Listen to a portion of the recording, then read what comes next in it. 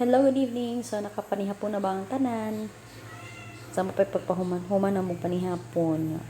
Tanawa, ang amo ang bulb sa kuryente, wala na magsiga. So, ang nagsiga na lang is kanina lang ato ang solar na light. Pagkadalang yun. Okay. So, lamdag jud siya. Lamdag siya. Yang among sala, nama may duha ka suga sa sala. Ani among murag dos nga arkuba.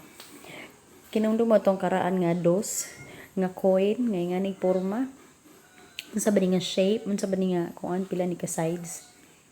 1 2 3 4 5 8. Okay. So, tanawa wala na sila magsiga. Ang nagsiga na lang is ang kana na lang ang among pilunon ang among pilunon. Sabi nila na pilunon kana na lamang solar na mo nga nasa tunga.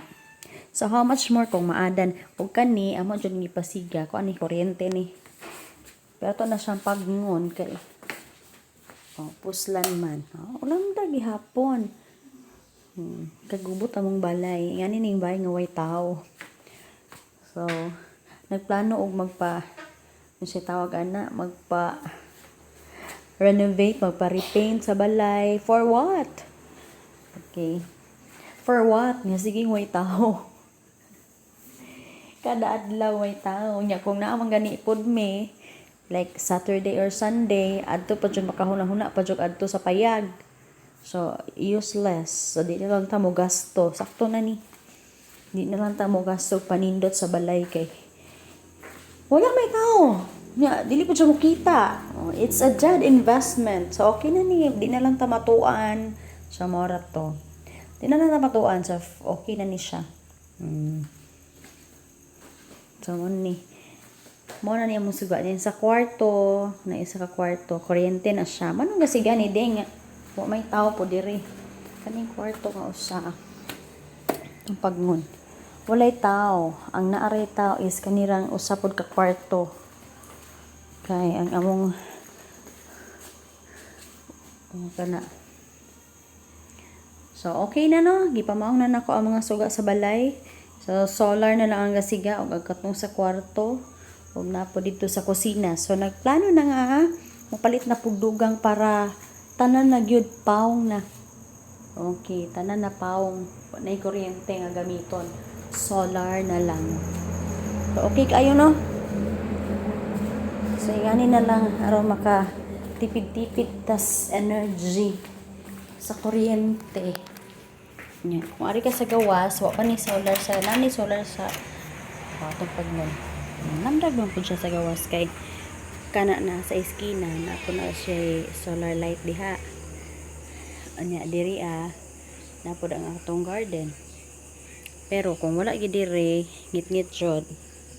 So ato nang palungon ang suga diha sa gawas kay wa man puy tao, di ba? So hayag na ni oy. Hinumlong ko sa gamay pa ko mga daycare dito sa El Salvador, wala man jud kuryente. Maski pagbalhin na mo diri sa Bicao, wa pay kuryente sa una. Maadjong kong basa. Grade 1 ko, when I was grade 1, El Salvador gihapon ko.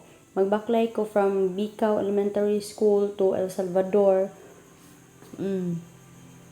Kay kuan, kung tinglapok grabing hawbua pahawak na ko ang kuan kahawbo sa lapok kay gamay ba ko nga bata niya grade 1. Nga pila ka libro akong pasanon, no wonder wa jud ko tumubo.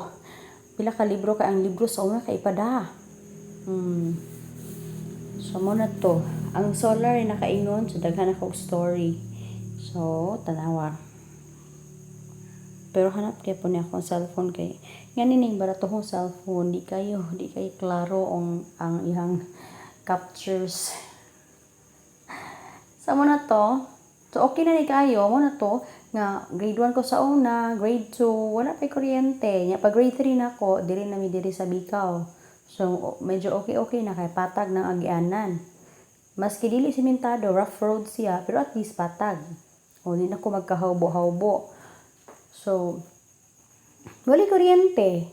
Kato lang lampara, katong naay sudlanan sa akong vitamins nga wala na isud niya pabiluhan. Na may Enervon bitaw nga vitamin sa una katong dako nga botilya, butangan to siya pabilo. Ang pabilo is tela na is sangko sa gas nga naa sa bottle. Nya likiton siya og kanang foil sa sigarilyo. So moro toy magsiga. Nya ipauk-uk pa jud ang kanang kuan kana ang sige na pabilo kay para hinay ang siga kay para tipid sa gas. Nya kung gihan man ko magtuon, magpatungod man ko sa lampara dito sa akong libro dito sa lamisa. Kada gabi magbasa. So kamao jud ko basa. Karon nga lamdag, nanay daghan na kay resources o nanay mga kuan, internet, lamdag ng palibot, dili na noon kabasa. Hi, iniili ang tanong kong dalaga. Di na noon kabasa, dugay na kabasa, di na magtuon, wala na study habits. So mo na to, para sa akong anak, tagun sa raman to siya na tanaw magsalida. Pero mao lagi sa una lamparara lamdagan nakakaayo bisag flashlight ang magsiga lamdag na para nimo o para nato nga kaedad nako. So malipay na mi sa una kong ting fiesta kay musiga na ang Petromax kasi nakahinumdum sa Petromax inigsiga sa Petromax sus lipaya kay mulandag jud ang palibot. So mura ra po tong Petromax ug ingani malipay ko moadto sa hapit na fiesta sa kuan kay mga ginas kapilya magpasiga na sa Petromax. Ana ra ko makakita og lamdag. Pero the whole year jud wala jud mo kuan. Lampara nya katong muron. Kung gusto kag dakong siga, muron pero kas og gas. Diba? So kani okay na nakaayo, solar. Nya dugay siya mapang abtan alas 10 sa gabi napa na siya. Siga pag-ihapon. So, tigom-tigom na po ta, mapalit na po tag lain nga unit. Unit ba ni? Lain na po niya. Manghipos na ta sa atong kinanan, kay nagtuman na tag istorya, manghipos na ta, aron manghugas, aron maka pahuway na, maghanday na ta dito sa ato ang kwarto. Maadjong gabi